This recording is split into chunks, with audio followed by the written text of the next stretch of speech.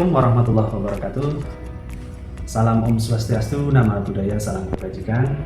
Salam sejahtera bagi kita semua. Perkenalkan, nama saya Muhammad Nasibuddin. Saya adalah dosen di program studi pendidikan ekonomi pada STKP Panjenengan. Saya bergabung di STKP Panjenengan dan ditempatkan di Home Base Pendidikan Ekonomi sejak tahun 2017. Pada kesempatan ini, saya membuat video pernyataan diri dosen pada unjuk kinerja Tridharma Perguruan Tinggi atau PDD UKT-PT bidang pengajaran sebagai salah satu instrumen penilaian SELDOS tahun 2025. Saya menyajikan rekaman video pengajaran pada mata kuliah ekonomi moneter yang telah beberapa semester ini saya ampu.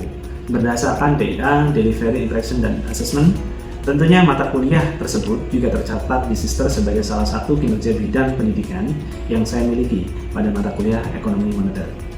Mata kuliah ekonomi moneter merupakan mata kuliah wajib sebesar 2 SKS yang diajarkan dalam 16 kali pertemuan yang mengajarkan tentang beberapa hal. Yang pertama, capaian pembelajaran mata kuliah, yaitu mendeskripsikan ruang lingkup ekonomi moneter dan peranan uang dalam perekonomian. Yang kedua, CPMK-nya adalah mendeskripsikan fungsi, tugas, dan peranan bank sentral. CPMK yang ketiga adalah menganalisis peran lembaga keuangan bank dan non-bank dalam perekonomian. CPMK yang keempat, mendeskripsikan tugas dan peranan lembaga otoritas jasa keuangan. CPMK yang kelima adalah menganalisis teori penawaran uang. CPMK yang keenam adalah menganalisis teori permintaan uang. Sedangkan CPMK yang ketujuh adalah menganalisis dampak kebijakan moneter terhadap keseimbangan perekonomian. CPMK yang kedelapan adalah menganalisis keseimbangan di pasar barang. Sedangkan CPMK yang sembilan yaitu menganalisis keseimbangan di pasar uang. CPMK yang terakhir adalah menganalisis dampak kebijakan moneter terhadap pendapatan nasional melalui pendekatan ISLM. Komponen interaction dalam komponen interaksi ini yang bisa saya jelaskan dalam mata kuliah ekonomi moneter adalah peranan dosen, mahasiswa, dan narasumber dosen, dan mahasiswa saling berinteraksi satu sama lain, baik dalam kelas tatap muka dan juga tanya jawab selama berada di kelas. Dan mahasiswa juga saling berinteraksi karena mereka harus saling berkomunikasi dan bekerja sama dalam melaksanakan kuliah ini. Mahasiswa diberikan juga kesempatan untuk bisa saling berinteraksi pada teman-teman sejawat dan juga kepada narasumber sehingga dosen dan mahasiswa menjadi sebuah teamwork. Berikutnya saya jelaskan mengenai komponen asesmen pada bagian ini. Penilaian yang pertama adalah aktivitas partisipasi sebesar 10%. Bobot penilaian yang diambil dari nilai keaktifan mahasiswa. Kemudian tugas, bobotnya adalah 30%. Kuis masing-masing berbobot 10%. Yang diambil dari evaluasi secara objektif yang bersifat individual. Kemudian untuk UTS dan UAS masing-masing 25%, yaitu diambil dari penilaian revisi laporan yang sudah mereka buat. Berikutnya, saya akan menyajikan video pembelajaran tatap muka di kelas pada salah satu pertemuan mata kuliah saya. Bismillahirrahmanirrahim. Assalamualaikum warahmatullahi wabarakatuh. Waalaikumsalam warahmatullahi wabarakatuh. Bagaimana teman-teman mahasiswa, kabarnya sehat semuanya? Alhamdulillah. Baik, untuk mengawali perkuliahan kita pagi hari ini, mari kita berdoa sesuai dengan keyakinan masing-masing. Berdoa dimulai. Berdoa selesai. Siapa yang hari ini tidak berangkat? Ada beberapa. Saya ini. Saya absen yang tidak berangkat aja. Yusi, terus? Sejalan Pak.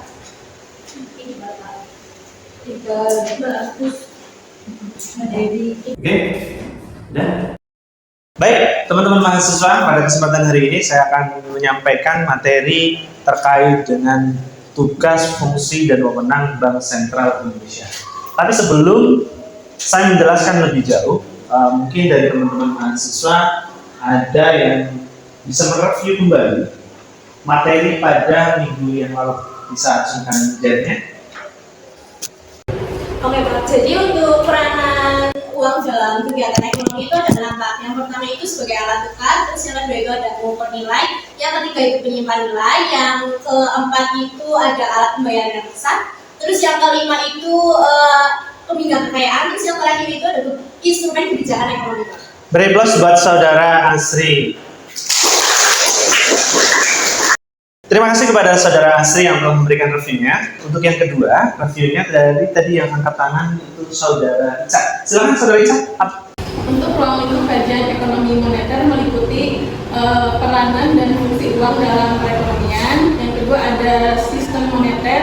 Yang ketiga ada struktur dan fungsi bank sentral. Yang keempat ada pengaruh jumlah uang yang beredar, dan terakhir ada kredit dalam kegiatan ekonomi. Plus buat saudara Ica. Baik, hari ini saya akan menjelaskan terkait dengan CPL dan CPMK yang akan kita bahas. Pertama, yang diharapkan dari mata kuliah ini di ekonomi moneter, pertama mahasiswa bisa menunjukkan karakter tangguh, kolaboratif, adaptif, inovatif, inklusif, sepanjang hayat dan berjiwa kewirausahaan. Maka nanti kita akan membahas terkait subtemanya adalah mendeskripsikan fungsi, tugas, dan peranan bank sentral. Di situ mahasiswa diminta untuk menjelaskan peran bank sentral. Kemudian yang kedua adalah menganalisis fungsi bank sentral. Kemudian yang ketiga adalah membedakan tugas dan wewenang bank sentral. Mahasiswa, kita akan mendalami bank sentral di Indonesia. Pengertiannya adalah bank sentral adalah lembaga negara yang mempunyai wewenang untuk mengeluarkan alat pembayaran yang sah dari suatu negara, merumuskan dan melaksanakan kebijakan moneter, mengatur dan menjaga sistem pembayaran, mengawasi perbankan serta menjalankan fungsi sebagai leader of the last resort. Artinya apa? Bank sentral ini adalah sebagai motor penggeraknya dalam ekonomi moneter. Kenapa? Karena bank sentral ini diberikan kebijakan bagaimana untuk bisa membuat inflasi itu bisa dikendalikan. Kedua, bank sentral itu adalah Bank Sentral Indonesia adalah Bank Indonesia. Itu dijelaskan oleh Undang-Undang 45 Pasal 23 Ayat 2. Jadi di Undang-Undang 45 itu sudah ada penjelasan terkait dengan bank sentral.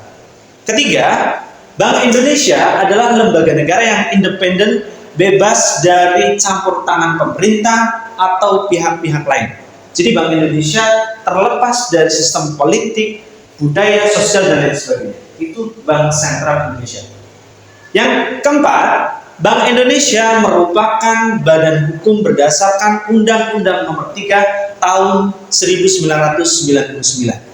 Sedangkan menurut ahli Forest Chappi tahun 2010 menyampaikan bahwa Bank Sentral adalah lembaga yang kredibilitasnya dibangun melalui independensi dan kemampuan menjaga komitmen kebijakan jangka panjang.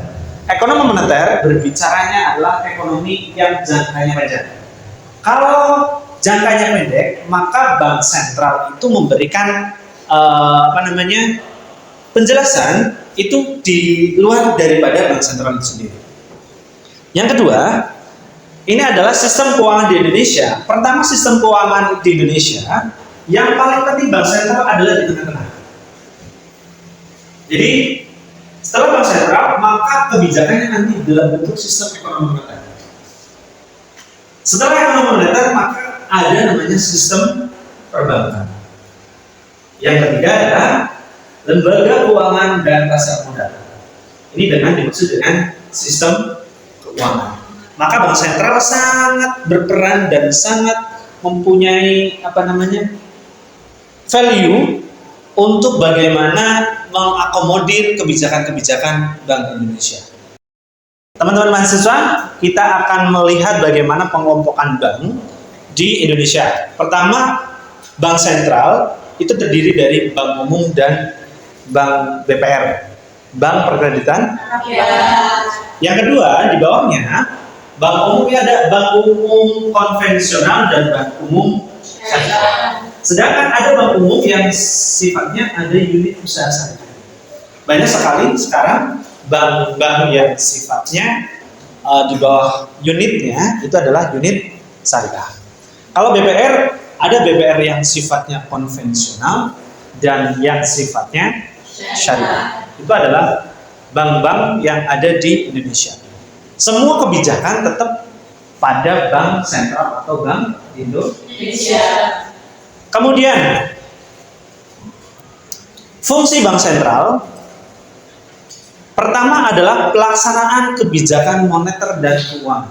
Jadi, teman-teman semua mahasiswa harus paham terkait dengan fungsi Bank Sentral adalah melaksanakan kebijakan moneter, baik itu inflasi, baik itu nanti operasi pasar dan lain sebagainya, itu adalah kebijakan-kebijakan yang dilakukan oleh bank sentral. Kedua, memberikan nasihat kepada pemerintah di bidang moneter dan keuangan. Ketiga, melakukan pengaturan, pembinaan, dan pengawasan perbankan. Jadi kalau ada perbankan yang likuiditasnya kurang bagus, maka itu adalah fungsi bank sentral untuk membina.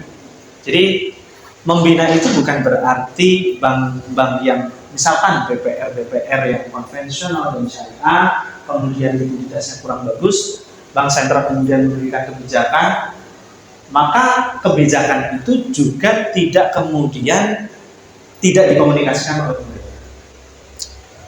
Kemudian yang keempat adalah sebagai bank berkembang. Kelima, memelihara stabilitas keuangan nasional. Kelima, melancarkan pembiayaan pembangunan ekonomi. Terakhir adalah mendorong pengembangan sistem perbankan yang sehat. Teman-teman mahasiswa perlu pahami terkait dengan fungsi bank sentral adalah jadi dia mempunyai peranan sentral juga di ekonomi nasional. Kenapa? Karena bank sentral ini memberikan kebijakan-kebijakan oleh pemerintah yang diatur oleh undang-undang. Jadi bank sentral itu bergerak oleh undang-undang. Yang diketuai oleh siapa? Atau kalau disederhananya di bank sentral itu ada namanya gubernur BI. Bisa dipahami teman-teman semuanya? Kemudian tujuan dan tugas Bank Indonesia itu adalah single objective. Artinya apa? Dia tidak bisa diintervensi oleh siapapun. Dia berdiri secara independen. Pertama adalah menetapkan dan melaksanakan kebijakan moneter. Sehingga mengatur, kemudian aturannya adalah mengatur dan menjaga kelancaran sistem pembayaran. Yang ketiga adalah mengatur dan mengawasi bank. Sehingga apa? Pencapaiannya adalah memelihara kestabilan nilai rupiah. Jadi kalau misalkan ada terjadi, misal contoh kasus 2019, COVID-19, maka Bank Indonesia itu akan memberikan kebijakan secara moneter maupun secara apa? Fiskal. Kalau kebijakan moneternya pasti diatur oleh Bank Indonesia atau Bank Sentral. Ini adalah tugas dan wewenang Bank Indonesia atau Bank Sentral. Yang sebelah kiri itu adalah tugasnya. Berdasarkan Undang-Undang Nomor 23 tahun 1999, Junto Undang-Undang Nomor 6 tahun 2023 yang sudah diperbarui, tugasnya adalah stabilitas moneter, itu udah pasti, yaitu mengendalikan inflasi dalam kisaran target 3% plus minus 1. Bisa naik 1%, bisa turun 1% di skala nasional, artinya di skala Indonesia. Kemudian stabilitas moneter menjaga nilai tukar rupiah agar tidak fluktuatif atau berlebihan. Itu adalah tugas dari bank sentral. Kedua adalah stabilitas sistem keuangan. Kalau sudah stabilitas sistem keuangan, maka mengidentifikasi resiko sistemik. Ya. Kemudian adalah membangun financial safety net. Jadi stabilitas sistem keuangan yang dimaksud di sini adalah bagaimana antara permintaan dan penawaran terkait dengan uang itu bisa dikontrol oleh bank sentral. Kalau misalkan bank sentral itu mempunyai kebijakan, misalkan terjadi gempa atau musibah nasional, maka sudah pasti bank sentral itu memberikan kebijakan lain. Bisa juga memberikan kebijakan BI rate-nya itu diturunkan. Bisa juga dengan kebijakan-kebijakan yang lain. Terakhir, tugas dan wewenang bank sentral untuk tugasnya adalah sistem pembayaran. Sistem pembayaran di sini adalah menjamin kehandalan sistem pembayaran nasional. Clearing, kemudian kalau kita yang sering menggunakan QRIS ya, Bank Indonesia mengeluarkan QRIS itu adalah salah satu bentuk dalam juga sistem pembayaran. Kemudian terakhir adalah mengedarkan dan menarik uang rupiah dari peredaran. Jadi mengedarkan dan menarik uang rupiah dari peredaran itu adalah tugas dari bank sentral. Contoh misalkan teman-teman bisa menganalisa ketika musim Idul Fitri ya. Biasanya kan permintaan uang itu akan naik. Kenapa orang itu berbondong-bondong menginginkan uang baru atau biasa buat apa ya? Kalau angpau gitu ya, buat ngasih keluar dan sebagainya. Maka bank sentral bertugas untuk mengedarkan dan menarik. Caranya bagaimana? Tentunya punya mekanisme tersendiri. Kemudian kewenangan dari bank sentral adalah yang pertama adalah operasi pasar terbuka, open market operation. Artinya membeli menjual SBN di pasar sekunder. SBN tahu? Surat berharga negara. Kemudian adalah pendapatan suku bunga acuan BI rate atau BI repo rate. Giro wajib minimum. BI berwenang menaikkan GWM, giro wajib minimum, untuk mengurangi likuiditas. Keempat adalah menerapkan kebijakan makroprudensial. Kelima adalah memberikan sanksi. Memberikan sanksi di sini pada ekstrimnya, bank sentral bisa mendenda hingga pencabutan izin bank yang melanggar. Contoh kasus bank sentral di tahun 2008. Pencabutan izin juga memberikan efek kepada bank-bank yang mungkin nakal. Contoh misal ya, bank BPR yang itu harus dikontrol oleh siapa? Lembaga penjamin simpanan. Selanjutnya adalah fasilitas pembiayaan darurat. Di sini Bank Indonesia berwenang memberi pinjaman darurat ke bank likuiditas negatif. Syaratnya adalah kegunaannya lebih besar dari 120% dari likuiditas. Kemudian wewenangnya adalah intervensi pasar falas, jual beli falas untuk standarisasi kurs. Contoh intervensi BI saat rupiah sentuh angka 16.000 per US dollar. Jadi bank sentral itu berhak untuk mengintervensi pasar falas. Kemudian adalah penerbitan uang elektronika. Maka penerbitan uang elektronika itu adalah tugas negara yang dalam hal ini adalah oleh bank sentral. Terakhir adalah pencabutan izin pelanggaran pembayaran, contoh fintech ilegal. Jadi kalau misalkan ada bank-bank yang digital, kan sekarang sudah menjamur ya, misalkan Berjatuh, kemudian Siber. Kalau misalkan dia melanggar aturan perbankan, maka yang memberikan punishment, maka itu adalah bank sentral atau bank Indonesia. Baik, itu adalah materi kita hari ini yang tujuan pembelajarannya dan lain sebagainya sudah saya jelaskan. Mungkin dari teman-teman mahasiswa ada yang mau bertanya, silakan langsungkan tangannya. Ayo silakan, siapa tuh? Pertanyaan saya terkait bagaimana cara bank sentral ini mengendalikan inflasi, Pak. Oke, siap. Ada yang lain? Silakan. Apa tantangan tertentu pada bank sentral pada tahun 2030? Oke. Baik, pertanyaan dua ya. Yang pertama adalah bagaimana bank sentral mengendalikan inflasi. Pertanyaan kedua, tantangan digitalisasi pada tahun mungkin di tahun 2030 gitu ya. Oke, saya akan memberikan jawaban. Bagaimana bank sentral mengendalikan inflasi? Bank sentral mengendalikan inflasi itu tentunya dengan menaikkan suku bunga atau BI rate. Sehingga itu menurunkan permintaan uang. Kedua, tentu dengan menjual SBN di pasar terbuka. Fungsinya apa? Fungsinya untuk mengurangi likuiditas. Jadi itu adalah pertanyaan yang dilontarkan oleh Zahratul. Kemudian pertanyaan yang kedua, apa tantangan terbesar bank sentral di tahun 2030? Tentunya banyak. Salah satunya yang lagi ngehits ya, kita mengenal namanya kripto, gitu ya, lagi ramai kan. Jadi digitalisasi uang itu juga akan menjadi tantangan terbesar BI atau bank sentral pada tahun-tahun yang akan datang. Kenapa? Semua serba digitalisasi, maka bank sentral pun harus mengikuti harus digitalisasi. Saya kira teman-teman sekarang sudah dalam tanda kutip, quotes and quotes, lebih seneng bawa uang cash atau lebih seneng bawa handphone?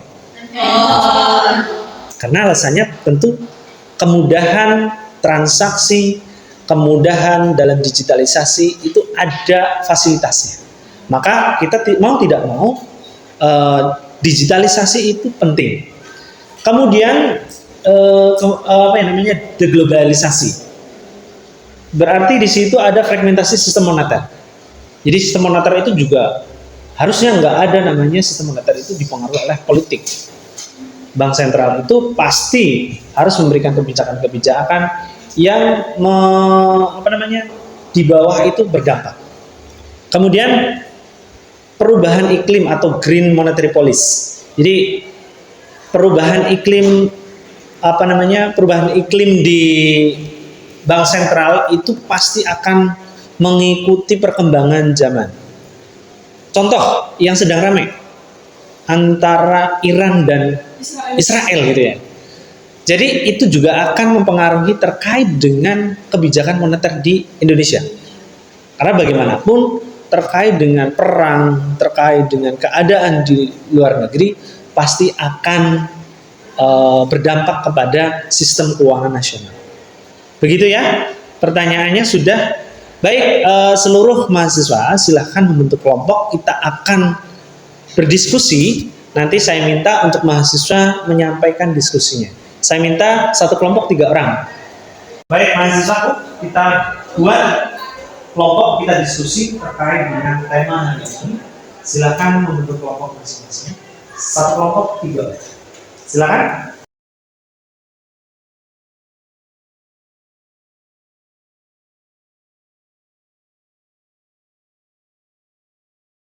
Silakan disiapkan nama tulisnya. Materi kita hari ini untuk diskusi adalah usaha-usaha Bank Indonesia selaku Bank Sentral. Silakan diskusikan teman-teman semuanya. Waktunya 15 menit. Silakan didiskusikan untuk usaha-usaha Bank Indonesia selaku Bank Sentral. Nanti silakan volunteer atau kelompok yang maju bisa mempresentasikan hasil diskusi teman-teman mahasiswa semuanya.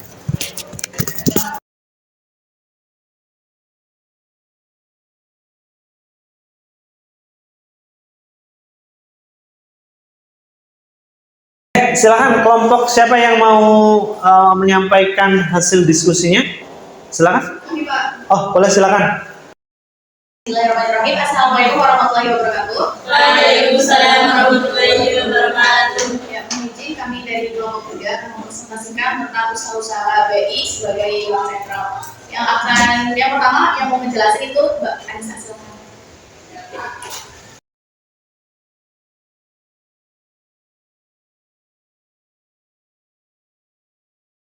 Baik, dalam usaha-usaha Bank Indonesia sebagai bank sentral, usaha-usahanya yang pertama itu ada memeriksa dan membayarkan kembali uang dalam rekening koran.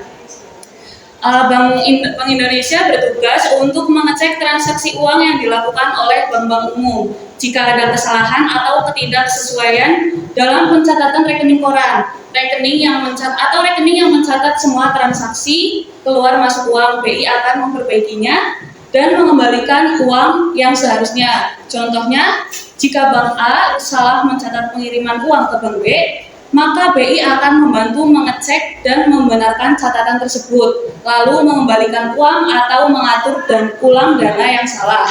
Yang kedua, ada menjalankan perintah untuk pemindahan uang. BI membantu dalam memindahkan uang dari satu rekening ke rekening lainnya atas bank atau lembaga tertentu. Ini seperti pusat lalu lintas uang antar bank. Contohnya, jika pemerintah ingin memindahkan dana dari rekening kas negara ke rekening proyek pembangunan di daerah, maka BI yang menjalankan instruksi pemindahan uang tersebut. Terima kasih. Selanjutnya dari Mbak Anissa Dwi. Ya, selanjutnya yang ketiga ada menerima pembayaran atas tagihan kertas berharga. Jadi di sini BI berperan dalam memproses atau memfasilitasi pembayaran yang berasal dari dokumen keuangan bernilai uang. Jadi dokumen ini biasa disebut dengan kertas berharga karena bisa diuangkan atau dipakai dalam transaksi keuangan. Contoh kertas berharga yang pertama ada wesel, yaitu surat perintah membayar sejumlah uang dalam waktu tertentu. Yang kedua ada cek, yaitu surat perintah membayar dari rekening penarik. Yang ketiga ada surat utang atau obligasi, yaitu bukti pinjaman yang harus dibayar kembali. Jadi di sini BI membantu agar semua pembayaran dari dokumen-dokumen itu berjalan lancar dan sah, terutama jika melibatkan antar bank atau jumlah besar. Ini penting supaya kepercayaan dalam sistem keuangan tetap terjaga. Yang selanjutnya yang keempat adalah memberikan jaminan bank atau bank garansi. Jadi, bank garansi itu adalah bentuk jaminan tertulis dari Bank Indonesia kepada pihak ketiga, misalnya perusahaan atau bank lain, bahwa suatu bank akan menepati kewajibannya seperti membayar utang atau menyelesaikan kontrak. Misalnya, bank kecil ingin bekerja sama atau mengambil proyek besar. Pihak pembeli proyek ragu karena bank itu belum dikenal luas. Maka Bank Indonesia memberikan jaminan bahwa bank tersebut bisa dipercaya dan akan memenuhi kewajibannya. Jadi, BI itu bertindak seperti penjamin atau penengah agar transaksi bernilai besar tetap bisa berjalan dengan kepercayaan tinggi tanpa harus meragukan kemampuan pihak yang dijamin. Ya, selanjutnya akan dijelaskan oleh Mbak Sita. Ya, selanjutnya adalah yang terakhir, yakni jual, beli, dan jual surat berharga.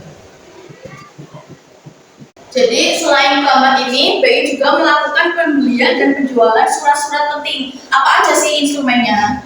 Instrumennya ada 4, yaitu yang pertama ada wesel.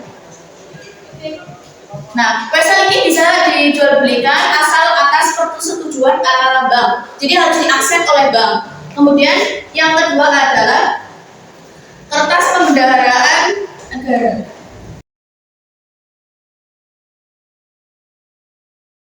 Kemudian yang ketiga adalah surat utang negara. Yang terakhir ada cek.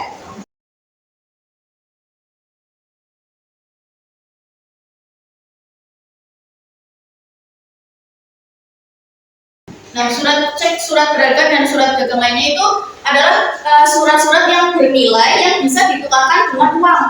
Nah gitu, itu tuh bisa jadi instrumen jual beli surat berharga yang digunakan oleh BI, yaitu sebagai bank sentral seperti itu. Jadi kesimpulannya nanti ini adalah BI itu berperan sebagai kayak kendali seluruh sistem keuangan di nasional, yang dimana BI ini tuh tidak mengatur ini bank-bank tidak langsung tidak terkait dengan masyarakat, tapi melainkan BI itu sebagai mengawasi, kemudian mendukung kegiatan transaksi di bank dan pemerintah. Jadi BI ini itu sebagai penstabilan ekonomi dan pengaturan keuangan negara, seperti itu. Baik, ada pertanyaan? Tidak, cukup. Baik, dari kami kurang lebihnya mohon maaf. Terima kasih. Wassalamualaikum warahmatullahi wabarakatuh. Waalaikumsalam warahmatullahi wabarakatuh. Rebus untuk kelompok 3.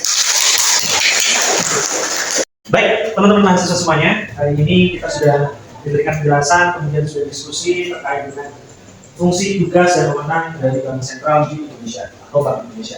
Tentunya materi ini adalah materi yang sangat bagus untuk kita diskusikan lebih lanjut, dan kita bisa mengambil nilai-nilai positif bagaimana Bank Indonesia menjadi penyeimbang inflasi di Indonesia.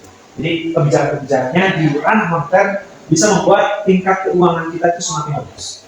Itu yang pertama. Yang kedua, materi ini tentunya akan mengarahkan kita kepada materi yang selanjutnya pada minggu pertemuan ke-3. Jadi tentunya teman-teman mahasiswa silakan, kalau masih ada yang mau bertanya, silakan tanya jawab boleh. Kalau tidak, berarti kita harus mengakhiri pertemuan kita minggu kali ini. Mudah-mudahan bermanfaat. Ada pertanyaan tidak? Cukup ya. Terima kasih. Sebelum saya akhiri, mari kita berdoa dulu untuk pertemuan kita hari ini.